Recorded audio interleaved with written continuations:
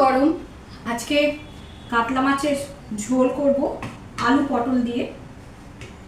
আর আজকে এই যে কাতলা মাছ দেখালাম, লাগছে সানরাইজের জিরা পাউডার আর ধনিয়া পাউডার, দুটোই সানরাইজের। এতেই কাতলা মাছের ঝোলটা খেতে বেশি টেস্ট হবে। আর এই জন্যই বেশি টেস্ট হবে, আমি একটু অন্যরকমভাবে মশলাগুলো দিয়ে করছি। আর এই যে পেঁয়াজ নিয়েছি, আদা বাটা নিয়েছি, এই যে পটল আমি এরমভাবে কেটে নিয়েছি, আর দেব আলু। প্রথমে মাছটা আমি লবণ আর হলুদ দিয়ে আমি মাখিয়ে রেখেছি। এবারে আমি একটা কড়া বসিয়ে দেব। কড়া গরম হয়ে গেছে, সর্ষের তেল দিয়ে দিয়েছি। মাছ রান্না সর্ষের তেলেই, মাছের সাধারণ ঝোল সর্ষের তেলেই খেতে বেশি টেস্ট হয়।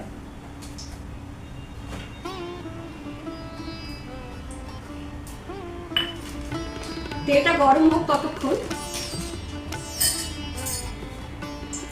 আমি সানরাইজের পাউডার আমি একটুখানি এই জলে গুলে রাখছি, বাটিতে নিচ্ছি। একটু ধনিয়া পাউডার নিয়েছি আর একটু জিরা পাউডার নিলাম।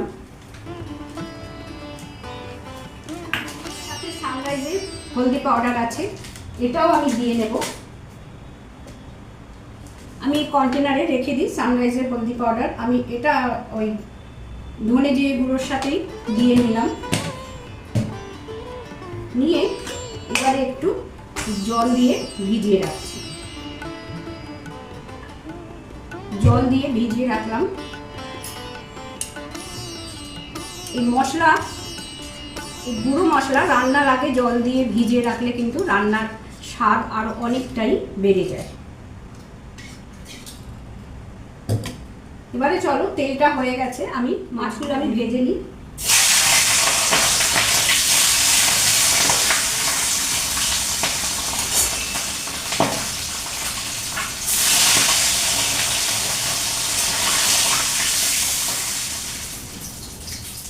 মাছগুলো খেপে খেপে ভাজতে দিয়ে আমি ঘরে চলে গিয়েছিলাম।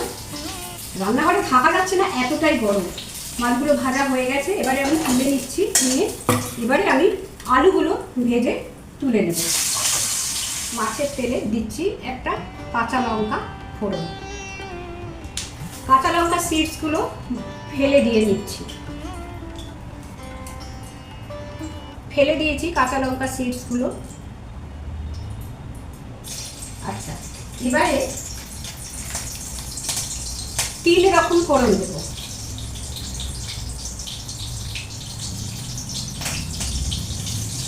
দেব মৌরি ফোড়ন, কালো জিরে ফোড়ন,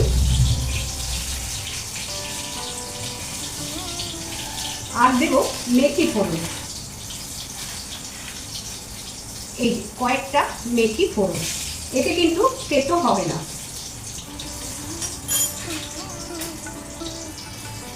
এবারে আমি পটলগুলো কেটে রেখেছি, এই পটলগুলো দিয়ে ভাজতে থাকবো। আলু তো ভাজা হয়ে গেছে।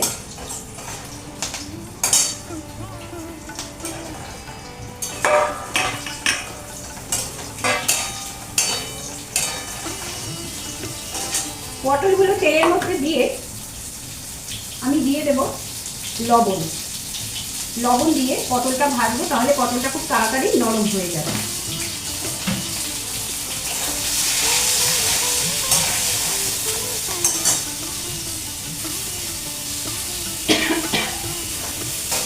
পটলটা ভাজতে দিয়ে আমি এবার একটু চাপা দিয়ে রেখে দিলাম আর গ্যাসের ফ্লেমটা কমিয়ে দিলাম।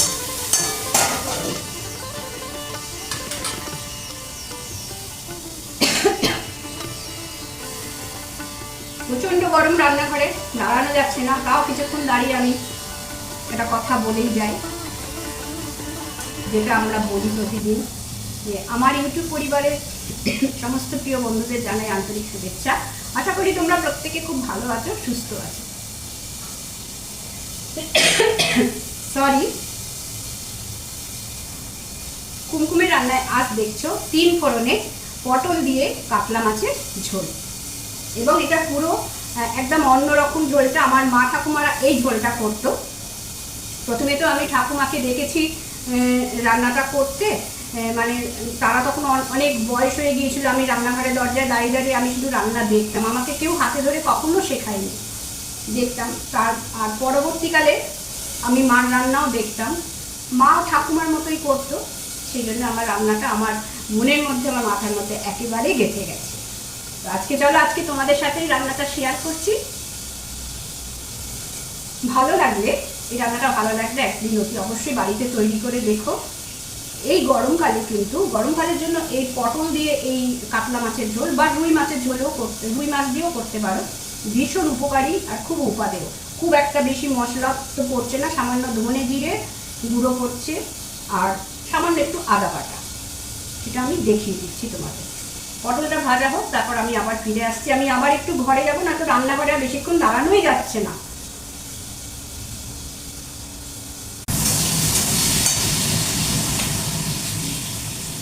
পটলটা ভাজা হয়ে গেল, তুলে নিচ্ছি।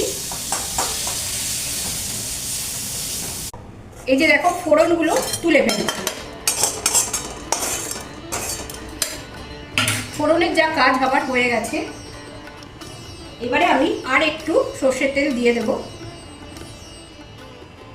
দিয়ে আমি দিয়ে দিচ্ছি দারচিনি আর এলাচ। এবারে দিয়ে দেবো একটু পেঁয়াজ কুচানো।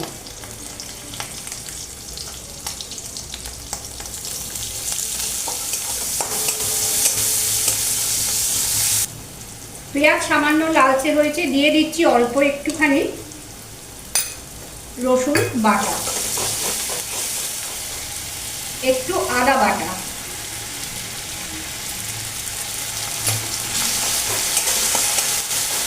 অল্প টমেটো পেস্ট,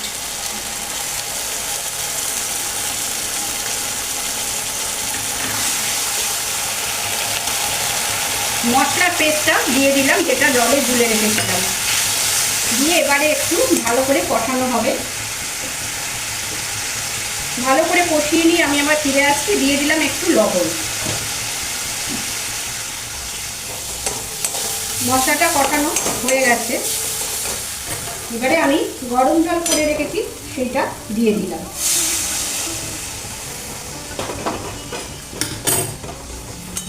এই গরমে কিন্তু অনেক রকম মশলাপাতি দিয়ে কোনো রান্না না হয় ভালো। অল্প বিস্তর মশলা দেবে আর একটু পাতলা ঝোল করে খাবে মাছের কোনো রকম কষা কষা রান্না খাওয়া ঠিক না। বাড়িতে সবার শরীর তো ঠিক থাকে না। ঝোলটা ফুটুক, আমি তারপরে মাছ, আলু, পটল দিয়ে দেবো। ঝোলটা ফুটে গেল, এবারে আমি আলু আর পটলটা দিয়ে দিচ্ছি।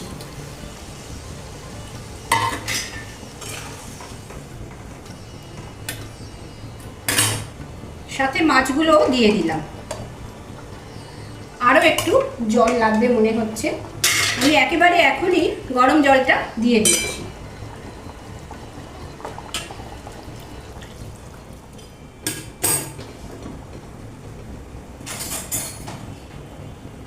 এইরকম পাতলা ঝোল করে খাবে, গরমের দিনে ভীষণ উপকারী।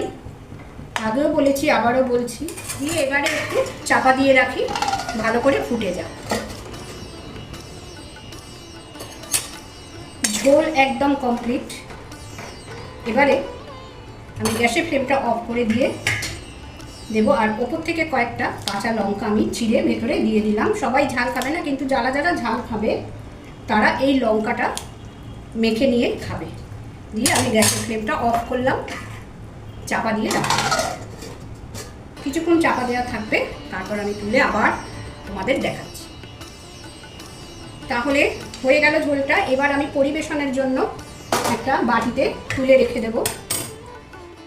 আশা করি আমার আজকের রেসিপিটা তোমাদের খুবই পছন্দ হবে। আর পছন্দ হলে একটা লাইক করে দেবার আর খুব সুন্দর একটি কমেন্ট করে দেবার অনুরোধ করলাম। তাহলে তোমরা দেখে নিলে তো? 3 রকম ফোড়ন দিয়ে কাতলা মাছ আর পটলের পাতলা ঝোল, যেটা আমার মা ঠাকুমারা করেছে, আমিও করে তোমাদের দেখালাম। এইভাবে একদিন রান্না করে বাড়িতে সবাইকে খাইও, নিজেও খেও, দেখবে কত সুন্দর লাগে। গরম ভাত দিয়ে যারা রুটি খায় তাদের রুটি দিয়েও ভীষণ সুন্দর লাগবে। তাহলে আজকের ভিডিওটা এখানেই শেষ করছি, পরের দিন চলে আসছি আবার অন্য কোনো রেসিপি নিয়ে তোমাদের সামনে। সবাই ভালো থেকো, সুস্থ থেকো, আনন্দে থেকো। ধন্যবাদ।